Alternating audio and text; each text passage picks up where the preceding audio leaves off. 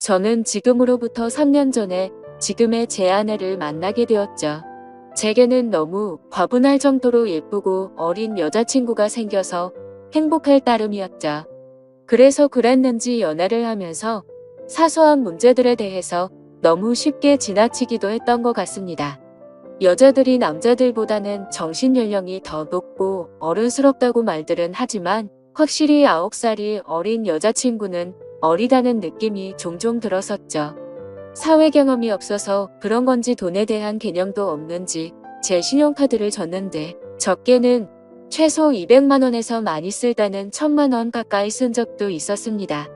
나름대로 여유가 있었기에 심각한 문제까지는 아니라고 착각을 했었죠. 그래서 그렇게 많이 썼을 때는 은근슬쩍 잘못된 걸 지적해줬더니 알겠다고 하더라고요. 하지만 괜찮아졌나 싶더니 자연스럽게 또다시 사용 금액이 올라가더군요. 그렇다고 카드를 도로 뺏을 수도 없었고 여자친구와 헤어질 수도 없었습니다. 제가 너무 사랑했었기에 대부분의 모든 것들이 용서가 되더라고요. 그리고 결혼하고 나서 아이도 낳고 하면 경제적으로 더 조심하는 여자가 되겠지 라고 생각했었죠. 또 문제가 됐던 건 밤낮 가릴 거 없이 하루 종일 울려대는 카톡 메시지였죠. 여자친구가 대학교를 다니고 있었을 때인데 어떻게 연락처를 알고 연락이 오는 건지 별의 별 남자들이 다 찝쩍대더라고요. 물론 여자친구가 인기가 많은 건 남자친구로서 우습할 수 있는 건 맞았지만 이것도 한두 번이지 연애하는 동안 매일같이 겪으니 스트레스가 너무 많이 쌓이더군요. 그렇다고 여자친구가 답장을 하지 않고 무시하는데 뭐라고 할 수도 없는 노릇이었죠. 하지만 나중에 다시 언급되겠지만 결혼을 하고 나서 이 문제로 인해서 결국에는 큰 문제가 생겨버리고 말았습니다. 아내와 저는 사소한 문제들을 뒤로하고 1년 동안의 연애를 하고서 여자친구에게 프로포즈를 했습니다. 예상대로 여자친구도 저와의 결혼을 받아주었고 양가 어른들을 만나 뵙고 인사를 하려고 상견례를 잡았죠. 그리고 그날 처음으로 마주한 장모님의 모습에 기겁을 할 수밖에 없었습니다. 솔직히 충격 그 자체였었죠. 어느 누가 장모님을 그렇게 생각할까 싶었는데 저희 부모님도 저와 마찬가지로 놀라신 듯한 표정으로 쳐다보고 계시더라고요.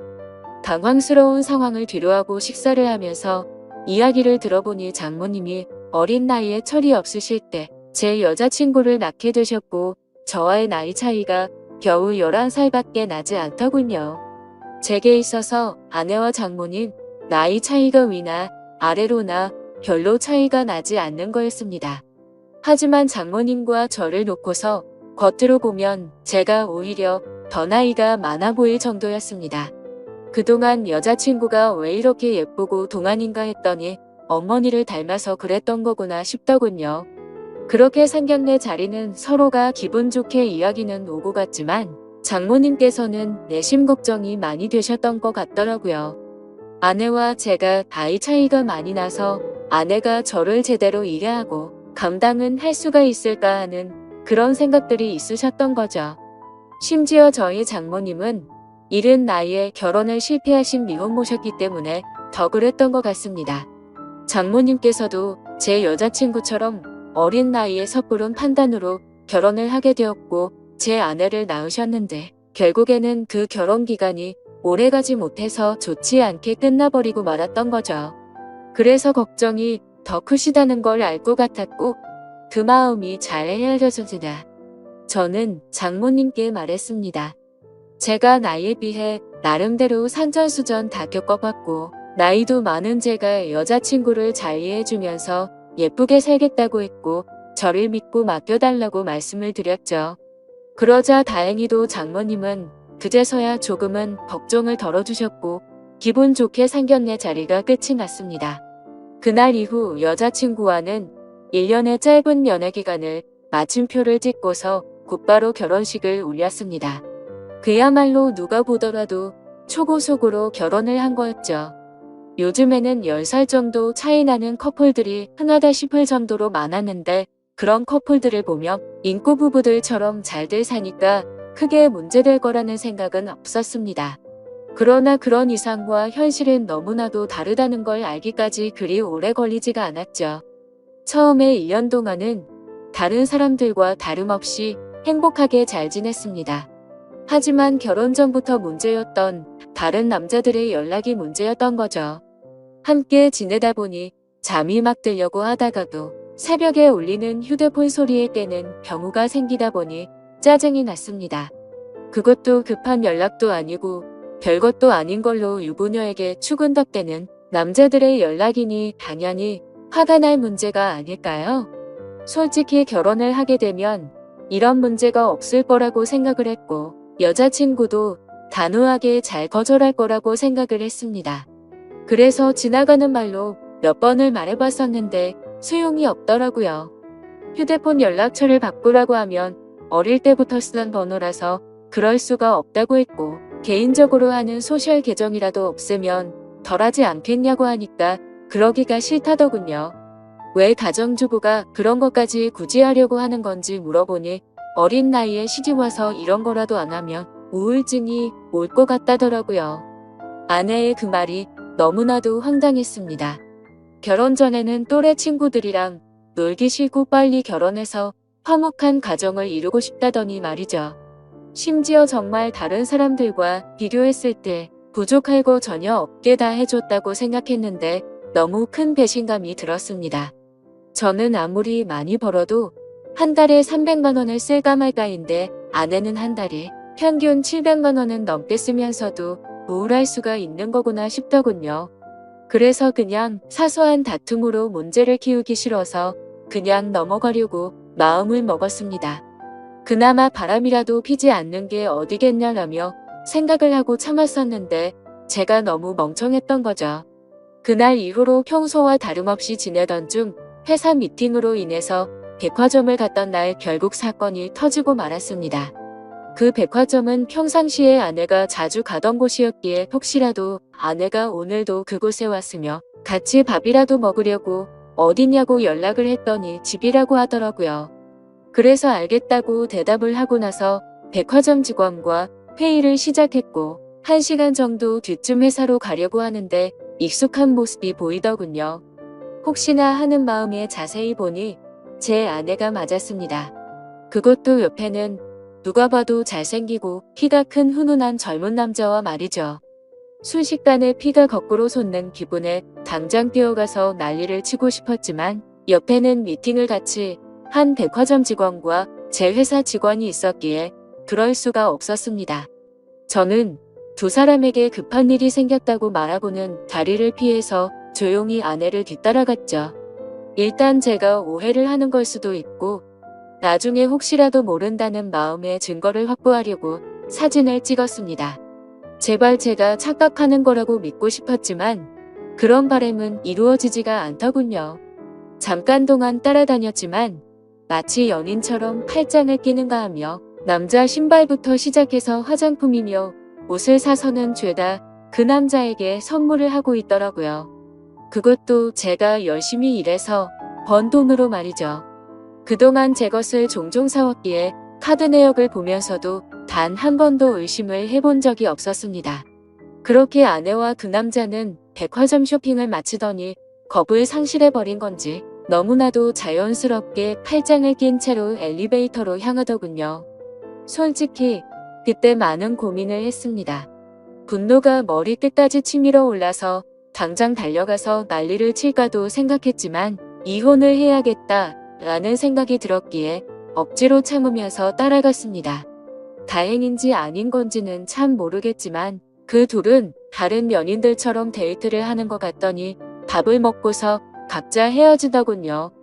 아내가 집으로 들어가는 걸 확인하고 나서 차에 앉아서 한참 동안을 고민했습니다. 증거가 충분하지 않은 마당에 지금 모든 걸 밝혀버릴지 아니며 무조건 이혼한다는 생각으로 확실한 증거를 수집할지 말이죠. 그런데 그런 증거를 수집하는 걸 상상만 해도 정신이 나갈 것 같더라고요. 결국 도저히 이대로는 참을 수가 없어서 곧바로 집으로 들어가서 아내를 불렀습니다. 무표정으로 차분한 목소리로 부르는 게 이상하다는 걸 눈치챘는지 아내는 제 눈치를 살피더군요. 그래서 저는 지금부터 내가 하는 이야기에 거짓말을 조금이라도 한다면 우리 사이는 끝이라고 못을 박았습니다. 그리고 나서 아침에 찍었던 사진들을 보여주면서 이 남자 누구냐고 물어봤죠. 그러자 아내는 정말 미안하답니다. 그런데 생각하는 그런 오해할 짓은 절대로 하지 않았다고 하더군요. 그동안 아내는 집에서 가정주부로 살면 마냥 행복할 줄만 알았답니다. 그런데 집에서만 지내다 보니 너무 우울증이 심해졌고 그러다가 메시지를 주던 한 남자와 이야기를 했답니다.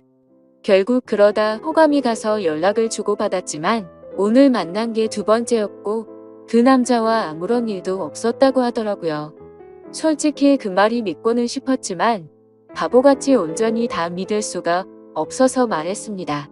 너는 겨우 두 번 만난 사람한테 저런 명품들은 선물하냐고 물어봤죠. 그러자 아내는 자신이 너무 돈에 대해서 별 다른 생각이 없었던 것 같았다고 하더군요. 그냥 아무런 생각도 없이 선물을 해준 건데 지금 생각해보니 제정신이 아니었던 것 같답니다. 저는 그래서 단호하게 무표정으로 대답을 했죠. 이미 우리는 신뢰가 깨져서 예전처럼 믿고 지낼 수가 없을 것 같다고 말했고 이혼하자고 했습니다. 그제서야 아내는 상황의 심각성을 깨달았는지 울면서 말했죠. 거짓말 없이 전부 솔직하게 말했는데 왜 그러는 거냐며 두 번 다시는 이런 일 없을 테니까 한 번만 용서해달라고 했고 제 바람대로 개인 소셜 계정도 지울 거고 연락처도 다 바꿔드린다고 하더군요. 그리고 카드도 사용하면 오해할 일 없게 카드 내역 전부 보라고 하면서 울더라고요. 솔직히 너무 많이 사랑했었기 때문에 이혼을 한 번도 생각조차 못 해본 터라 저도 너무 당황스러웠습니다.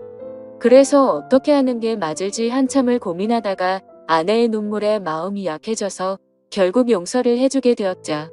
그래도 그날부터는 많은 부분들이 달라지기 시작했습니다. 아내는 약속했듯이 번호도 바꾸고 소셜 계정도 지워버렸고 지나친 카드 사용도 줄어들었죠. 그리고 우울한 마음을 없애고 요리를 배울 거라며 장모님 댁을 자주 왕래하더라고요. 하지만 그런 모습에도 불구하고 제 깊숙이 자리 잡은 의심은 절대로 사라지지가 않았습니다. 아내의 말대로 장모님 댁을 가는 게 맞는지 몰래 따라가 본 것도 수차례였으니 말이죠. 아무튼 그렇게 겉으로는 아무렇지 않은 척 생활을 하던 중 아내는 임신을 하게 되었습니다.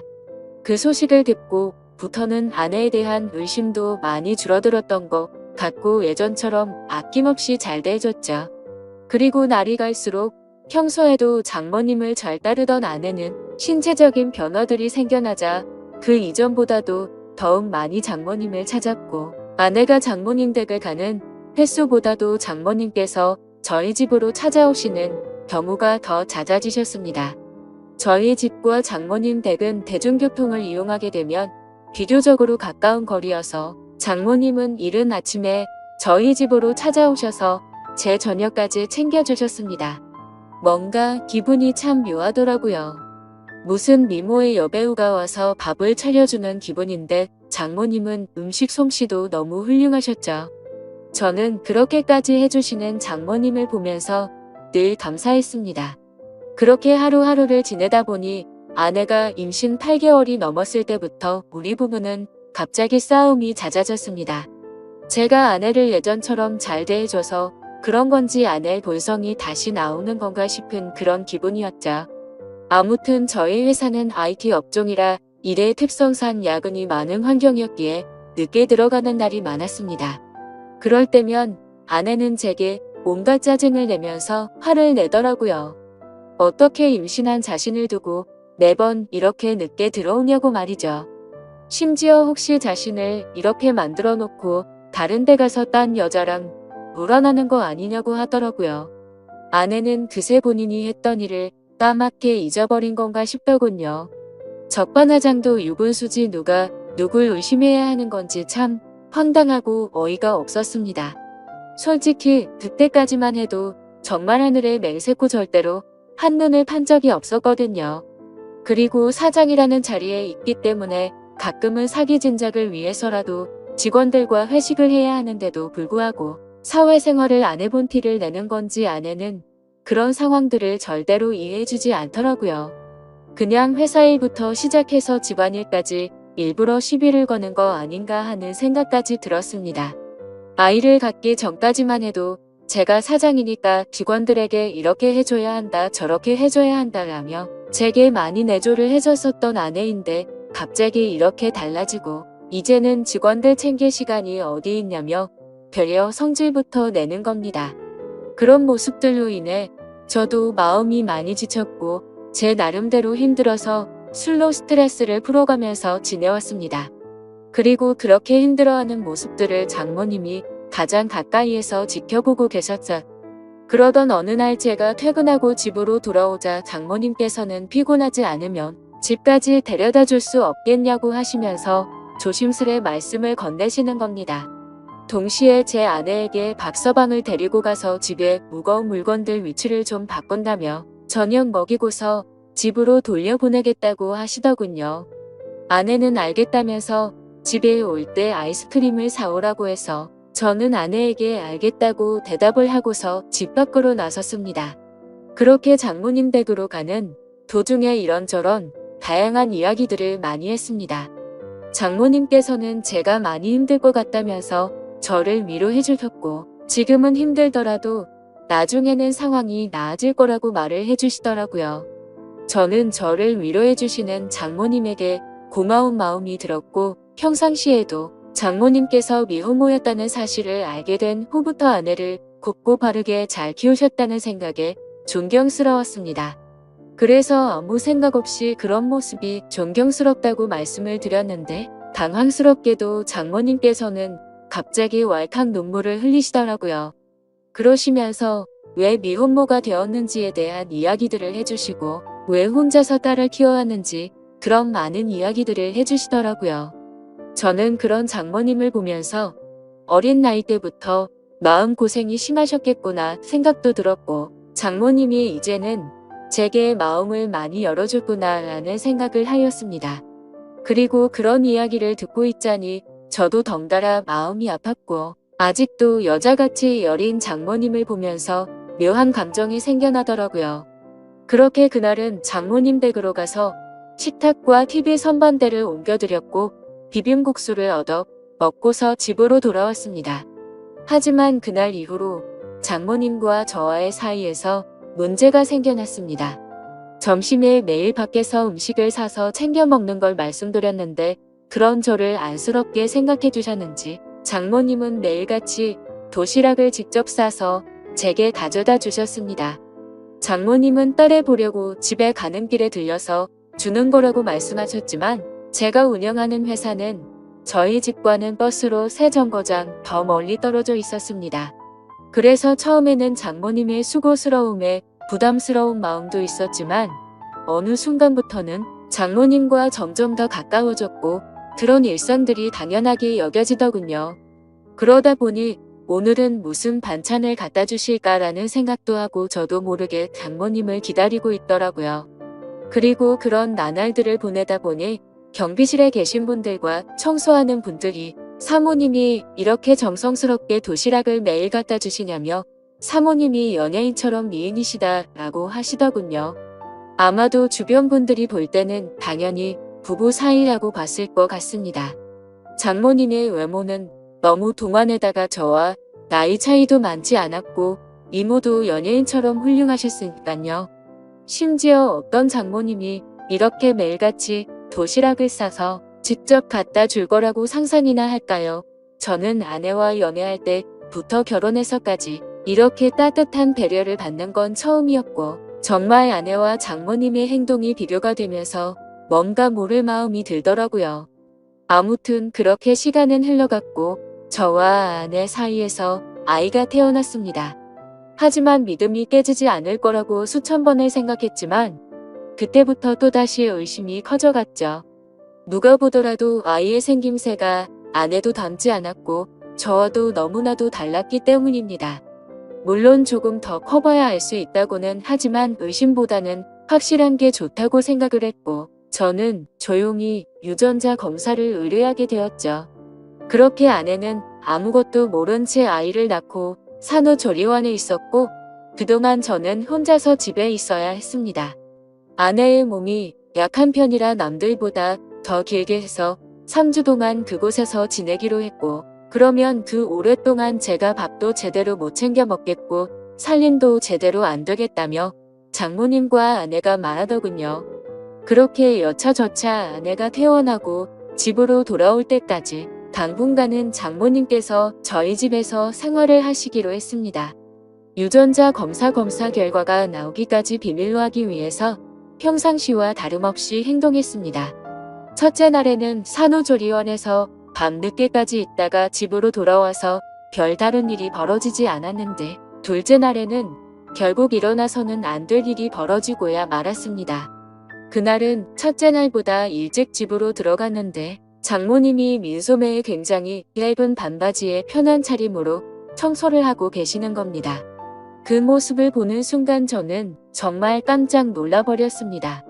사실 말이 장모님이지 40대 초중반의 장모님은 밖에서 보면 어느 남자들이나 뒤돌아 볼 만큼 미모가 훌륭했고 관리를 잘하셔서 20대 못지않은 몸매셨죠. 장모님이 아니라 다른 여자였다면 이렇게 놀라지도 않고 아마도 계속 몰래 쳐다보았을 정도입니다. 하지만 장모님의 그런 광경을 보기에는 너무 부담스러웠고, 그렇다고 또 장모님을 보고 옷 좀 단정하게 입어주시면 안 되겠습니까? 라고 하기에는 너무 버릇이 없던 거였죠. 결국 저는 조심스럽게 놀란 마음을 진정시키고 눈을 돌린 채 얼른 제 방으로 들어갔습니다. 그렇게 장모님은 집 여기저기를 한참 청소를 하시더니 저녁 식사를 차릴 테니 얼른 씻고 나와서 식사를 하라고 하시더군요. 그렇게 저는 샤워를 하러 들어갔고, 장모님과 단둘이 집에 있는데 이렇게 샤워를 하고 있자니 뭔가 기분이 묘하고 기분이 싱숭생숭하고 묘한 생각이 들기까지 하더라고요. 저는 샤워를 마치고 장모님과 저녁 식사 자리를 가지면서 밥을 먹고 있었습니다.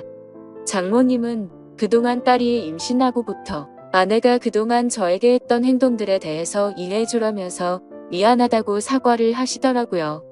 저는 충분히 이해한다며 걱정 말라고 말씀을 드렸고, 장모님과 저는 그렇게 이런저런 얘기를 나누면서 식사를 하고서 맥주를 한 잔 하였습니다.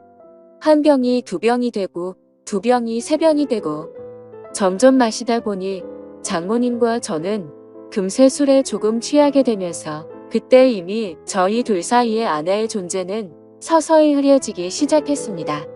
마치 오래 만나온 이성 간의 친구처럼 장모님이 점점 더 예뻐 보였고 기분이 좋아졌습니다.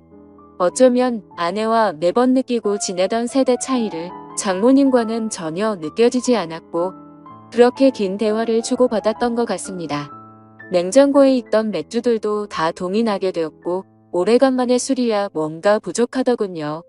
그때 눈에 띈 건 진열대에 놓여있던 양주였고 그 양주를 열면서부터 저희 둘의 경계선도 열리게 되었습니다.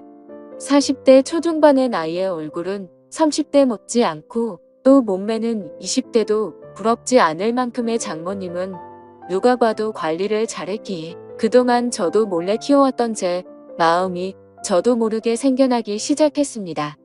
술에 잔뜩 취해버려서 식탁에 엎드려 자고 있는 장모님을 보고 있는데 정말 피부가 뽀얗고 잡티 하나 없이 너무 예뻐 보였습니다.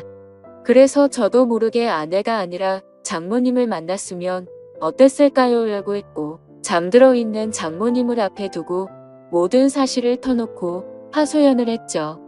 결혼 후에 아내에게 있었던 일에 대해서 말을 했고 믿음이 없어졌다는 사실과 장모님의 행동들이 너무 설레어서 이제는 내 감정과 마음을 모르겠다는 말을 했습니다.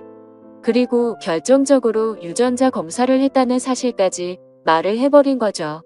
그 말을 꺼내고 나서는 아차 싶어서 봤지만 아무런 미동조차 없는 장모님을 보면서 안심을 했고 더 이상 실수를 해서는 안 되겠다 싶어서 방으로 들어가서 잠을 잤습니다. 그리고 다음날 일어나서는 사위로서 해서는 안 되는 말과 유전자 검사를 했다고 말한 기억이 들면서 깜짝 놀랐습니다. 혹시나 하는 마음에 얼른 거실로 나가보니 장모님은 전날에 술을 너무 마셔서 기억이 없다면서 정리가 안 된 술자리를 정리하고 계시더군요. 저는 속으로 한숨을 내쉬며 한편으로는 다행이라고 안심하면서 어색하지 않은 티를 내려고 TV를 봤습니다. 그날은 아내 출산으로 인해 회사를 쉬고 있어서 집에 있었는데 점심때가 다 되어서 장모님은 아내에게 다녀온다며 집 밖으로 나가셨습니다. 그래서 저는 조금은 편안해진 마음으로 조금 더 쉬고 있었습니다. 그날은 어제 있었던 일로 인해 아내에게 죄책감이 몸둘바를 몰라서 차마 얼굴을 걸어갈 수가 없겠더군요. 그렇게 저는 반성을 하면서 집에서 있었고 시간은 자정이 다 되어갔습니다. 아무래도 장모님께서는 아내와 같이 있으려나 보다 하고서 잠자리에 들려고 방에서 누워있는데 문 여는 소리가 들리더니 장모님이 자정이 조금 넘어서 집으로 들어오시더군요. 어딜 가서 술을 드신 건지 취하셔서 술 냄새가 진동을 하더라고요. 저는 술에 취한 장모님께 인사를 드렸고 장모님은 스스로 방으로 들어가서 누우셨습니다. 그렇게 잠에 드시는 걸 확인하고 저도 제 방으로 들어와 잠을 자려고 돌아서는데 갑자기 장모님이 저에게 어제 자신에게 했던 말에 대해서 할 말이 없냐고 하시더군요. 내가 어제 잠든지 알았냐며 어떻게 내게 그런 말을 할 수가 있냐고 하더라고요. 저는 정말 깜짝 놀랐고 혹시라도 아내에게까지 이 얘기를 하신 건 아닐까 너무나도 놀랐습니다. 곧장 저는 장모님에게 다가가서 무릎을 꿇고 빌었습니다. 그리고 솔직하게 말했습니다. 그동안 아내에게 받아온 내조와 다르게 장모님이 해주시던 배려가 너무 좋았다고 했죠. 그리고 사람 감정이라는 게 제 마음대로 되는 것도 아니고 그저 술에 취해서 헛소리를 한 거라고 말했습니다. 더 이상 감정 키워나가는 일 없을 테니 걱정 말라고요. 그러자 장모님은 제 아내가 바람을 피운 내용에 대해 물어봐서 사실대로 다 말해줬고 유전자 검사 결과가 나오면 같이 확인을 해보자고 하시더군요. 그리고 결과를 알 때까지는 아내에게는 절대로 비밀로 하자고 하시더군요. 그러겠다고 대답을 하자 장모님은 아직 술이 덜 깨신 건지 갑자기 돌변하시더니 이미 상황은 엉망진창이니 다른 건 전부 다 잊고 술이나 같이 마시자고 하시더군요. 그래서 저도 도저히 맨정신으로 버티기엔 감당이 되지 않았고 양주를 거의 월샷 하다시피 마셨고 어제보다 더 많은 술을 마셨습니다. 그러던 중 장모님은 자신에게 느꼈던 감정이 진심이냐고 물어봤고 저는 장모님에게 그동안 느꼈던 고마움과 감정들에 대해서 솔직하게 말씀을 드렸죠. 그러자 장모님도 이런 감정은 처음 든다고 하시면서 딸애가 어쩌다 저렇게 된 건지 자신이 어릴 때 실수를 해서 자신의 청춘도 다 날리고 인생을 다 망친 것 같다면서 눈물을 흘리시더라고요. 갑작스러운 모습에 놀라서 얼른 눈물을 닦아드리고 다독여드리다 보니 또다시 묘한 기류가 흘러버렸죠. 결국 장모님과 저는 절대로 가져서는 안 될 서로의 감정을 알게 되었고 아마도 그날 이후로 아내에 대한 생각과 죄책감은 사라지고 없어진 것 같았습니다. 그렇게 며칠이 지나고 나서 유전자 검사지를 받아본 결과 정말 불행하게도 제 친자식이 아니더군요. 곧장 장모님께 이 사실을 알렸고 제가 드는 생각과 감정에 대해서 솔직하게 다 말해줬습니다. 결국 아내와는 협의 이혼을 하게 되었고 지금 당장은 장모였었던 그녀와 저는 서로의 감정을 잘 알고는 있지만 쉽게 연인이 될 수는 없는 상황이네요.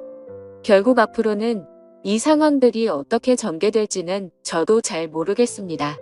어떻게 해야 할까요? 감사합니다.